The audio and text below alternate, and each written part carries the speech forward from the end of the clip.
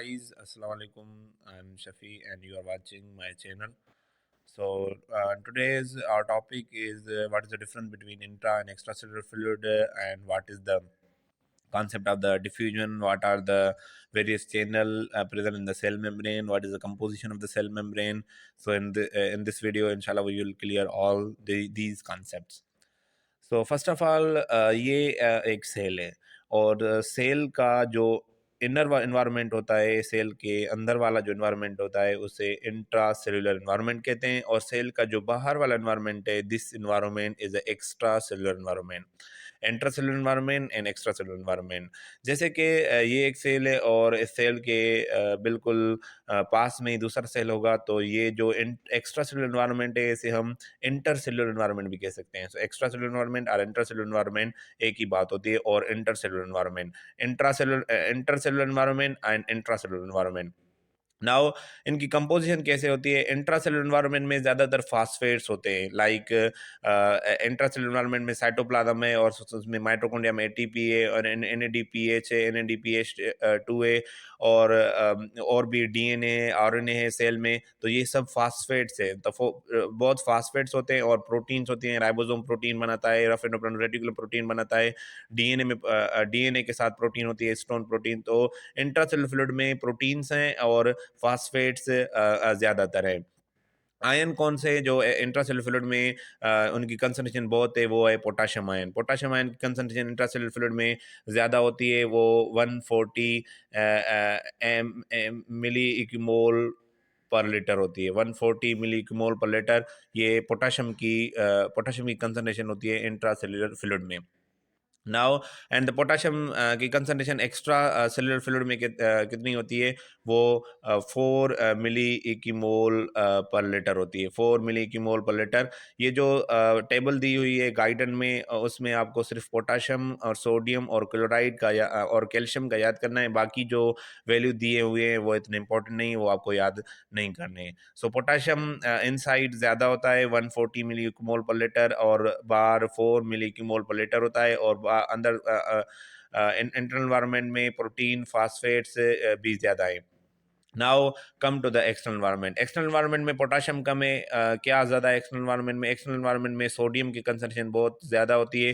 External environment में sodium 142 milli equimole per litre होती है। 142 मिली इक्विमोल पर लीटर होती है sodium in the extra extra extra extra cellular environment. And sodium in the intracellular environment इतनी नहीं होती, वो 10 मिलीमोल पर लीटर होती है। और बाहर पे क्लोराइड ज़्यादा होता है और कैल्शियम ज़्यादा होता है। कैल्शियम, क्लोराइड, सोडियम ये बाहर पे ज़्यादा होते हैं। बाहर पे तकरीबन केटायंस ज़्यादा होते हैं और अंदर पे एनायन ज़्यादा होते हैं। अभी इन डिफरेंस की वजह से ये जो सेल मेम्ब्रेन है, ये इन डिफरेंस की वजह से एक पोलैरिटी क्रिएट हो जाती है, एक इलेक्ट्रिकल डिफरेंस क्रिएट हो जाता है सेल के अंदर, इंट्रासेलुलर एनवायरनमेंट और एक्स्ट्रासेलुलर एनवायरनमेंट के बीच, जिसकी वजह से वेरियस ट्रांसपोर्ट्स होती हैं, डिफ्यूजन होती है और एक्टिव ट्रांसपोर्ट होती है। नाउ पहले तो ये जो सेल की बाउंड्री है जो इन इंट्रा और एक्स्ट्रासेलुलर एनवायरनमेंट को एक दूसरे से सेपरेट कर रही है, this is called cell membrane. Cell membrane में दो चीज़ें होती हैं। सेल मेम्ब्रेन में एक होता है लिपिड बायलेयर, सेल मेम्ब्रेन में एक होता है लिपिड बायलेयर होती है, 2 लेयर्स ऑफ द लिपिड होते हैं। और दूसरा सेल मेम्ब्रेन में प्रोटीन्स होती हैं। सेल मेम्ब्रेन में प्रोटीन्स होती हैं और लिपिड होता है। पूरा लिपिड की बनी होती है और बीच-बीच में कहीं-कहीं प्रोटीन जो पेनिट्रेट करती हैं। सो प्रोटीन की 2 टाइप्स होती हैं। कुछ protein all the way penetrate करती हैं, ऐसे ऑल द वे पेनिट्रेट करती हैं, कुछ ऐसे जस्ट पड़ी होती हैं, कुछ पड़ी होती हैं। So these protein that penetrate the lipid bilayer, these are called as the transmembrane protein। जो ट्रांसमेम्ब्रेन प्रोटीन को लाइक पेनिट्रेट कर रही हैं, और जो प्रोटीन जस्ट एक साइड पे मौजूद है उसे हम पेरिफेरल प्रोटीन कहते हैं। सो ये transmembrane protein are integral protein है और ये पेरिफेरल प्रोटीन होती है। ये दो प्रोटीन के टाइप्स होते हैं। और देन प्रोटीन पूरा पेनिट्रेट कर रही है। अभी जो प्रोटीन पेनिट्रेट कर रही है ये एक चैनल भी प्रोवाइड करती है, लाइक जो मॉलिक्यूल्स लिपिड बाइलेयर से गुजर नहीं सकते, लाइक लिपिड इनसॉल्युबल सब्सटेंसेस, उन उनके लिए जो चैनल प्रोवाइड करती है वो ये प्रोटीन प्रोवाइड करती है। सो अगेन ट्रांसपोर्ट के हिसाब से अगेन प्रोटीन के टू टाइप्स होते हैं। ट्रांसपोर्ट के हिसाब से प्रोटीन के टू टाइप्स होते हैं, एक होती है चैनल प्रोटीन, एक होती है चैनल प्रोटीन और दूसरी होती है कैरियर प्रोटीन। तो एक होती है कैरियर प्रोटीन, चैनल प्रोटीन, और दूसरी होती है कैरियर प्रोटीन। ये टू टाइप्स होती हैं ट्रांसपोर्ट के हिसाब से। ये कैसे कैरी करती हैं?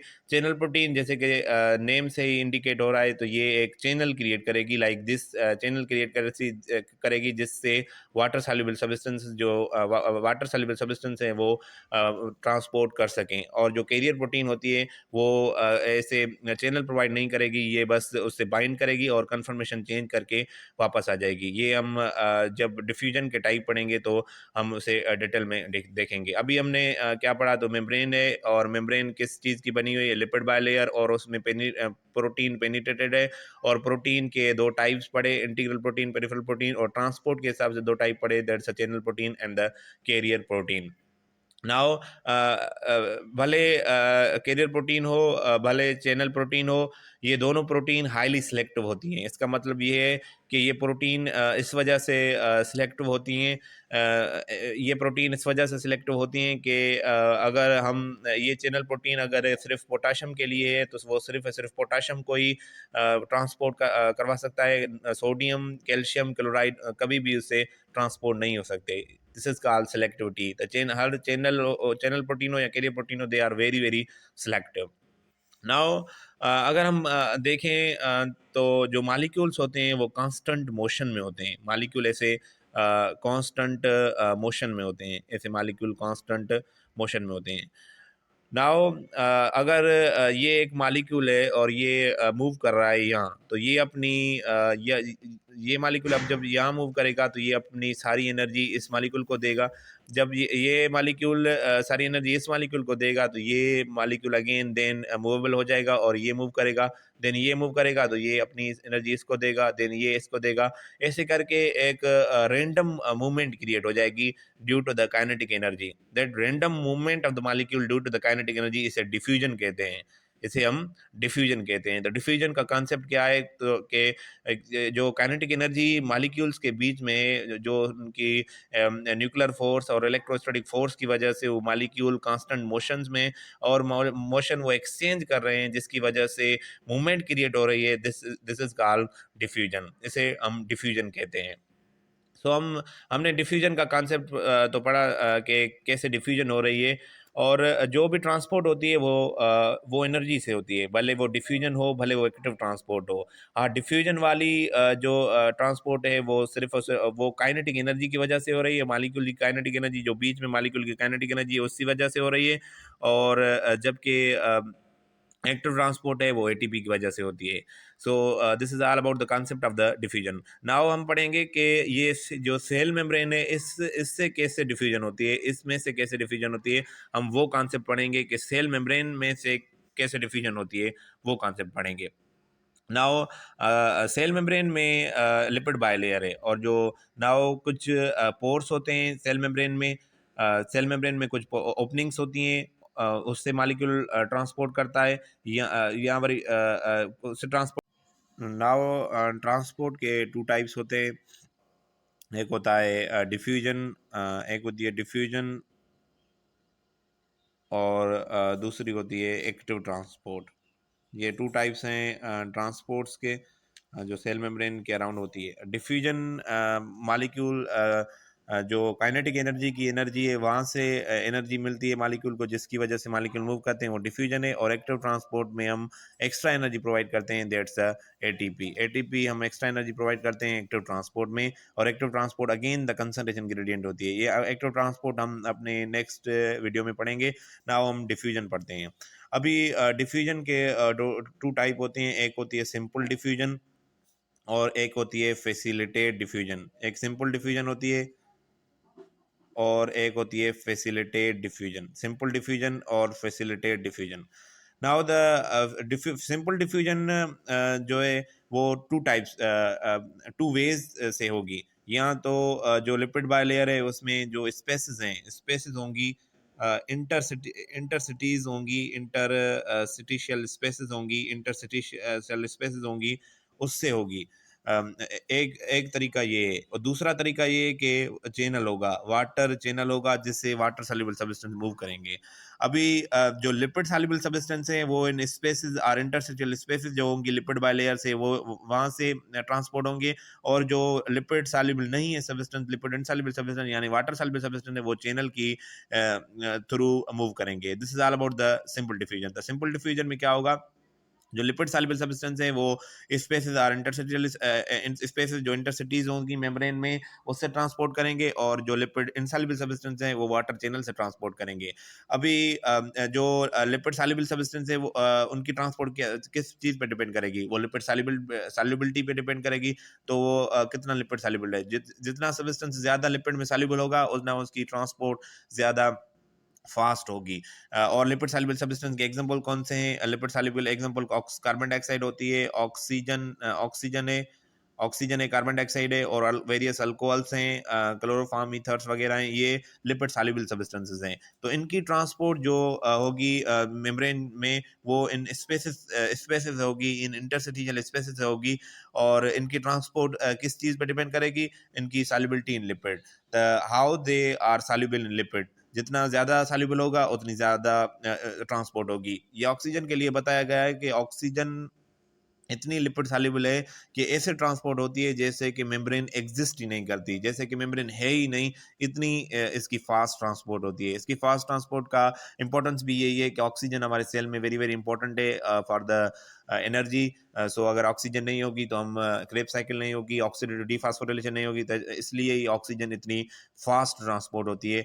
और इन स्पेसिस की वजह, इन स्पेसिस से ट्रांसपोर्ट होती है। और जो दूसरा तरीका है सिंपल डिफ्यूजन का, वो है चैनल प्रोटीन, वाटर चैनल। जो वाटर इनसॉल्युबल सब्सटेंसेस होते हैं, लाइक सोडियम है, लाइक पोटाशियम है, लाइक क्लोराइड है, लाइक वाटर है। तो ये सब चैनल की वजह से, चैनल की वजह से ट्रांसपोर्ट होंगे। और चैनल ऐसे क्रिएट होगा जैसे मैंने आपको बताया, ऐसे ट्रांस मेम्ब्रेन प्रोटीन होगी जो चैनल क्रिएट करेगी और मालिक्यूल ऐसे ट्रांसपोर्ट करेगा। इनकी ट्रांसपोर्ट किस चीज़ पे डिपेंड करेगी, इनकी ट्रांसपोर्ट इस चैनल पर डिपेंड करेगी। तो इस चैनल का डायमीटर कितना है, और इन चैनल की इस चैनल का डायमीटर कितना है, और जो मालिक्यूल ट्रांसपोर्ट हो रहा है उसकी साइज़ कितनी है। लाइक वाटर की साइज डायमीटर, साइज डायमीटर इतना नहीं होता, और as compare to urea, urea का डायमीटर ज़्यादा होता है। तो यूरिया थोड़ा यूरिया स्लो ट्रांसपोर्ट करता है और वाटर फास्ट ट्रांसपोर्ट करता है। सो ऐसे होते हैं। और दूसरी बात कि ये एक चीज़ के जो डिफ्यूजन है वो डिपेंड करेगी साइज और डायमीटर, साइज और डायमीटर ऑफ द मालिक्यूल। और नंबर सेकंड के इनकी ट्रांसपोर्ट सिलेक्टिविटी पे भी डिपेंड करेगी। ये जो चैनल होता है ये हाईली सिलेक्टिव होता है। फॉर एग्जाम्पल अगर चैनल वाटर के लिए है तो वो सिर्फ और सिर्फ वाटर को ही ट्रांसपोर्ट करेगा, दूसरे मालिक्यूल कभी भी ट्रांसपोर्ट नहीं होंगे इस चैनल के से। सिर्फ और सिर्फ वाटर ही ट्रांसपोर्ट होगा, सिर्फ और सिर्फ वाटर ही ट्रांसपोर्ट होगा, दूसरे मालिक्यूल ट्रांसपोर्ट नहीं होते इससे। सिर्फ और सिर्फ वाटर ही जो है ना ट्रांसपोर्ट होगा। ये इसे कहते हैं सिलेक्टिविटी। और ये सिलेक्टिविटी क्यों होती है इस चैनल में, ये सिलेक्टिविटी की भी रीज़न होते हैं कि उस चैनल का में स्पेसिफिक चार्ज होती है, specific electrical specific electrical charge होती है, और उस चैनल की स्पेसिफिक डायामीटर होती है। और ऐसे तो उसकी इलेक्ट्रिकल चार्ज और उसकी डायमीटर की वजह से वो चैनल हाईली स्पेसिफिक होता है। मसलन अगर एक्वापोरिन है जो वाटर को ट्रांसपोर्ट करती है, जो चैनल वाटर को ट्रांसपोर्ट करते हैं उसके लिए स्पेसिफिक नेम होता है एक्वापोरिन। सो अगर एक्वापोरिन है तो उसकी जो इलेक्ट्रिकल जो चार्ज होगी, उसका जो डायमीटर, उसकी जो इलेक्ट्रिकल चार्ज होगी, उसका जो डायमीटर होगा, वो अकॉर्डिंग टू द वाटर होगा, अकॉर्डिंग टू द वाटर होगा। अगर उससे सोडियम वगैरह ट्रांसपोर्ट होगी तो उसका चार्ज, उसका डायमीटर वो सोडियम को सूट नहीं करेगा, वो सोडियम के लिए नहीं होगा, जिसकी वजह से सोडियम रिपेल होगी और सोडियम सही तरीके से ट्रांसपोर्ट नहीं होगी। तो इस वजह से चैनल हाईली सिलेक्टिव होता है, और चैनल हाईली सिलेक्टिव होता है। सो सो सिंपल डिफ्यूजन जो चैनल प्रोटीन की वजह से हो रही है वो किस चीज़ पर डिपेंड कर रही थी, diameter of the molecule that is to be transported and the selectivity of the channel. तो वो स्पेसिफिक मॉलिक्यूल ट्रांसपोर्ट हो। एंड एक्वापोरिन ऐसे चैनल होते हैं जो वाटर मालिक्यूल को ट्रांसपोर्ट करते हैं। और एक्वापोरिन तो ऐसे कुछ कुछ चैनल ऐसे होते हैं जिनकी डेंसिटी भी चेंज होती रहती है। ऐसे नहीं कि डायमीटर उनकी जो डेंसिटी है वो कांस्टेंट रहे, चेंज भी होती है। जैसे लाइक एक्वापोरिन का बताया गया है कि एक्वापोरिन की डेंसिटी जो है ना वो चेंज होती रहती है। So up to now we have cleared the diffusion. तो डिफ्यूजन अगर सिंपल डिफ्यूजन है तो वो टू वेज की से होगी। एक तो उनमें कौन से उनमें से जो स्पेसेस हैं, इंटरस्टिशियस हैं मेम्ब्रेन में, उससे ट्रांसपोर्ट होती है, और दूसरे जो वाटर चैनल बनाते हैं उससे ट्रांसपोर्ट होती है। नाउ यहाँ पे गाइटन में एक डायग्राम दिया हुआ है जो पोटाशियम चैनल की ज़्यादा बात की गई है कि पोटाशियम चैनल इतना सिलेक्टिव है कि भले पोटाशियम का डायमीटर सोडियम से ज़्यादा होता है, फिर भी वो चैनल सिर्फ और सिर्फ पोटाशियम को ही ट्रांसपोर्ट कर सकता है, सोडियम को ट्रांसपोर्ट नहीं कर सकता। ये पोटाशियम चैनल की एक डायग्राम दी हुई है। और पोटाशियम चैनल जो होता है वो 4 सब यूनिट से बना होता है। ये टेट्रामर है, और देखें आप इसमें ये टेट्रामर है, और इसमें टेट्रामर होता है 4 सब यूनिट, बट यहाँ जो है ये वो 2 सब यूनिट दिखाए गए हैं। यहाँ सिर्फ 2 सब यूनिट दिखाए गए, और ये होता 4 सब यूनिट है।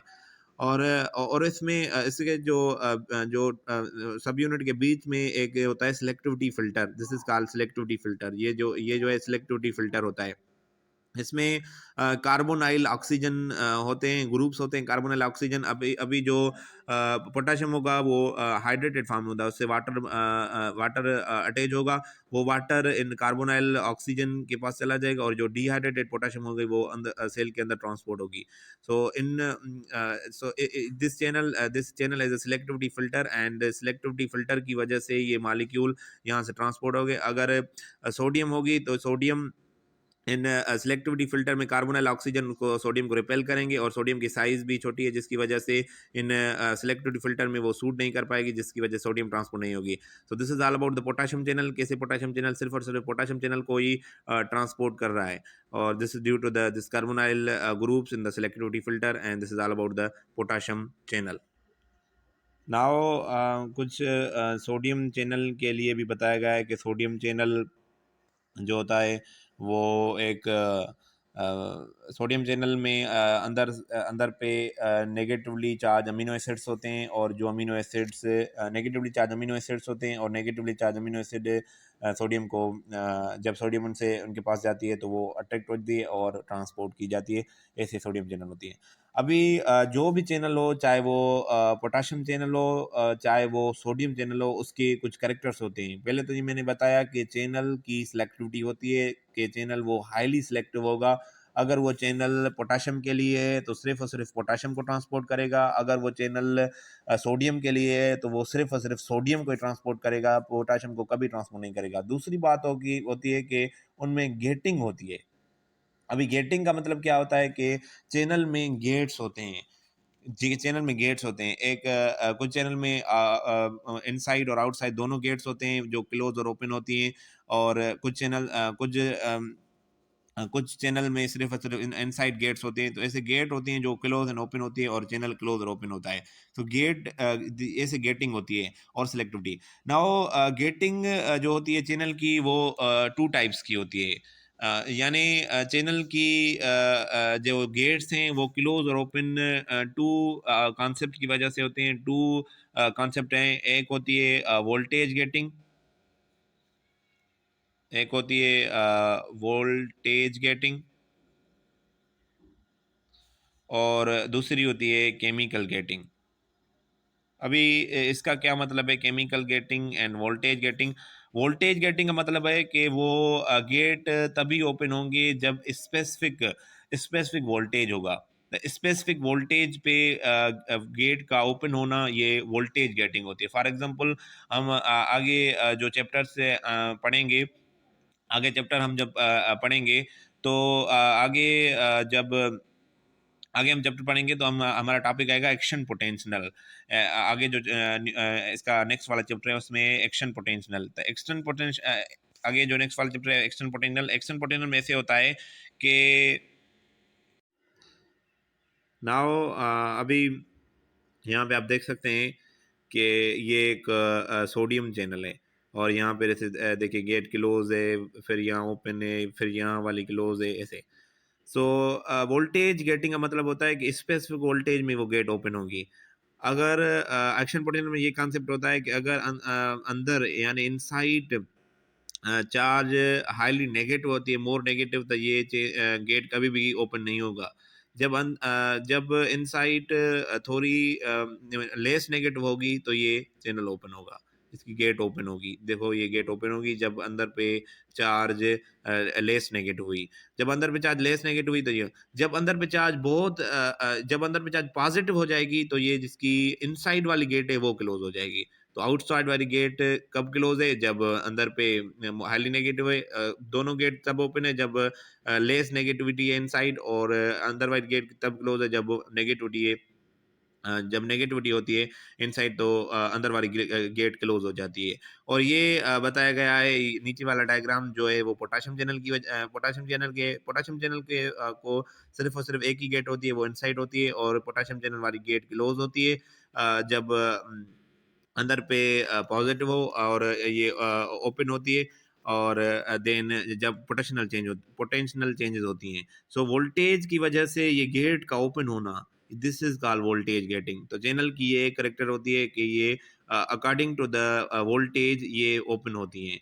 सो this is called voltage gating. So यहाँ ये अगर आपको अभी इतना ये समझ नहीं आएगा, जब आप एक्शन पोटेंशियल पढ़ेंगे वहाँ आपको आरएमपी का कांसेप्ट होगा, रेस्टिंग मेमोरी पोटेंशियल कैसे होती है, उसका वैल्यू क्या है, तब आपको ये सारा कुछ समझ आएगा। अभी आपको ये समझना है जस्ट के वोल्टेज की वजह से गेट का ओपन एंड क्लोज होना, this is called voltage getting.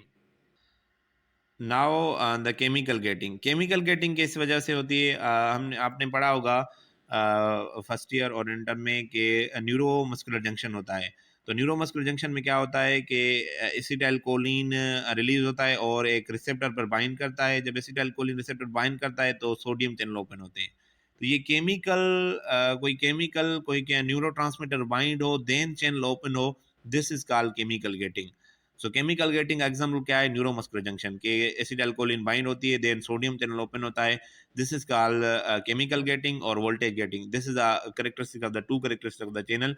जो भी चैनल होता है उसकी दो करेक्टर होती हैं, एक तो सिलेक्टिविटी होती है और एक उनकी गेटिंग होती है। गेटिंग के दो टाइप, वोल्टेज गेटिंग और chemical getting. This is all about.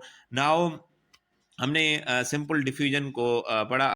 Now we are going to study the facilitated diffusion. अभी facilitated diffusion with the help of carrier protein होगी। ऐसी डिफ्यूजन जो कैरियर प्रोटीन की वजह से हो, ऐसी डिफ्यूजन जो कैरियर प्रोटीन की वजह से हो, this is called facilitated diffusion. Carrier protein. अभी आपको कैरियर प्रोटीन का थोड़ा कॉन्सेप्ट होना चाहिए कि कैरियर प्रोटीन कैसे होती है। कैरियर प्रोटीन का मतलब होता है कि एक मॉलिक्यूल से बाइंड करेगी। आप ये दे सकते हैं, ये देखें, ये this is a carrier protein. Now this is career protein, this is the transport molecule. अभी ये मॉलिक्यूल यहाँ से बाइंड करेगा, देन ये प्रोटीन अपनी कन्फर्मेशन चेंज करेगी, यानी इसकी जो ऊपर वाली साइड है वो नीचे आएगी और नीचे वाली साइड ऊपर जाएगी, यानी जिसे इसे कहते हैं कन्फर्मेशनल चेंज। तो अगर कन्फर्मेशन चेंज करेगी तो ये मॉलिक्यूल जो है ना वो यहाँ पे बाइंड था, अभी वो नीचे आ जाएगा, ऐसे मॉलिक्यूल। तो ऐसे मॉलिक्यूल को बाइंड करके देन अपनी कन्फर्मेशन चेंज करना, this is called this is the role of the carrier protein. ये कैरियर प्रोटीन का रोल होता है, और जिसकी वजह से कैरियर प्रोटीन जो है ना वो ट्रांसपोर्ट होती है। सो ऐसे कैरियर प्रोटीन देखो ट्रांसपोर्ट हो गई, कैरियर प्रोटीन की वजह से ट्रांसपोर्ट होती है, this is called carrier protein. So now this is the facilitated diffusion. The facilitated diffusion जो होती है वो कैरियर प्रोटीन की वजह से होती है। और फैसिलिटेटेड डिफ्यूजन की डेफिनेशन क्या है कि सिंपल, ये भी डिफ्यूजन की तरह है बिल्कुल, इसमें भी एनर्जी नहीं होगी, जस्ट इसमें जो प्रोटीन की हेल्प होगी, और इसमें जो मालिक्यूल होते हैं जो ट्रांसपोर्ट नहीं कर सकते वाटर चैनल से, like glucose, like amino acid, like calcium ions, कभी कभी तो ये जो ट्रांसपोर्ट होती है with the help of facilitate diffusion. और फैसिलिटेट डिफ्यूजन का डेफिनेशन ये है कि the transport the diffusion with the help of carrier protein, this is called facilitate diffusion, the movement of the molecule from the region of the higher concentration to the region of the lower concentration due to the concentration gradient with the help of the carrier protein, this is called facilitated diffusion. ये facilitate diffusion होती है। और ये carrier protein न सिर्फ facilitate diffusion में use होती है, पर ये कैरियर प्रोटीन ये कैरियर प्रोटीन उसमें भी यूज होती है एक्टिव ट्रांसपोर्ट में। और एक फैसिलिटेटेड डिफ्यूजन और सिंपल डिफ्यूजन में डिफरेंस होता है कि अभी जब हम फैक्टर्स अफेक्टिंग डिफ्यूजन पढ़ेंगे तो जितना मालिक्यूल की कंसंट्रेशन होगी उतनी उतने मालिक्यूल ज़्यादा ट्रांसपोर्ट होंगे। यानी diffusion directly proportional to the concentration of the substances to be transported. अगर हम कंसंट्रेशन बढ़ाते जाएंगे तो डिफ्यूजन इंक्रीज होती जाएगी। अगर बिल्कुल लीनियर रिलेशनशिप होता है डिफ्यूजन, सिंपल डिफ्यूजन और कंसंट्रेशन ऑफ सब्सटेंस, जितनी कंसंट्रेशन बढ़ाओगे उतनी डिफ्यूजन इंक्रीज होगी। But in case of facilitated diffusion एक लिमिट होती है, उस लिमिट तक पहुंच जाएंगे देन हम कितनी भी concentration of the substance increase करें बल्कि वो ट्रांसपोर्ट इंक्रीज नहीं होगी। सो इसे कहते हैं वी मैक्सिमम, जिसे कहते हैं मैक्सिमम। जब जहाँ जहाँ पे मैक्सिमम डिफ्यूजन हो जाएगी उससे उस मैक्सिमम डिफ्यूजन से ज़्यादा डिफ्यूजन नहीं होगी। This is the character of the facilitated diffusion. और ये क्यों होती है? इस वजह से कि मैंने बताया कि फैसिलिटेटेड डिफ्यूजन में कैरियर प्रोटीन यूज होती है, और जो कैरियर प्रोटीन होती है उसमें मालिक्यूल अभी बाइंड कर रहे हैं, तो जितनी उसमें एक्टिव साइट होंगी वही मालिक्यूल बाइंड कर सकेंगे, उतने ही मालिक्यूल बाइंड कर सकेंगे। इसी वजह से भले कितने भी मालिक्यूल हो, अगर एक्टिव साइट अवेलेबल नहीं हो तो वो वी मैक्सिमम वाला कॉन्सेप्ट होगा। जैसे एंजाइम में होता है कि एक्टिव साइट अगर नहीं है तो वो कंसंट्रेशन ऑफ द सबस्ट्रेट कितनी भी हम बढ़ाएं rate of the reaction increase नहीं होगा। ऐसे ही फैसिलिटेटेड डिफ्यूजन का भी एक कॉन्सेप्ट होता है कि अब हम कितनी भी सबस्ट्रेट की कंसंट्रेशन इंक्रीज करें बल्कि ट्रांसपोर्ट इंक्रीज नहीं होगी अगर वो मैक्सिमम रेट पर पहुंच गई है। सो this is all about the facilitated diffusion, this is all about the simple diffusion. Facilitated diffusion कैसे होती है, सिंपल डिफ्यूजन कैसे होती है। फैसिलिटेटेड डिफ्यूजन की डेफिनेशन क्या है? इसमें एनर्जी यूज नहीं होती, इसमें कैरियर प्रोटीन यूज होती है, एंड ये अगेन ये कंसंट्रेशन ग्रेडियंट से होती है, like higher to lower concentration. और सिंपल डिफ्यूजन में टू वेज थे, वो भी आपको मैंने समझाए। और अभी और ये एक मेथड दिया हुआ है पेंस क्लैप मेथड, ये आपको सिर्फ जस्ट नेम याद करना है कि कैसे यानी मैयर होती है। बाकी इसमें ऐसा कुछ इंपॉर्टेंट नहीं होता, ये ऐसे एमसीक्यू वगैरह ऐसे डीप में नहीं आते, बस ये नेम आपको याद होना चाहिए कि कौन सा मेथड होता है जिससे वोल्टेज चेंजेस मैयर की जाती है, वो that's a patch clamp method. So this is all about the diffusion, simple facilitated diffusion. Inshallah, in next video would be on the factors affecting the diffusion and what is osmosis, osmolarity, osmotic pressure, and what is the active transport. Thanks for watching. So please like, share, and subscribe. Assalamu alaikum.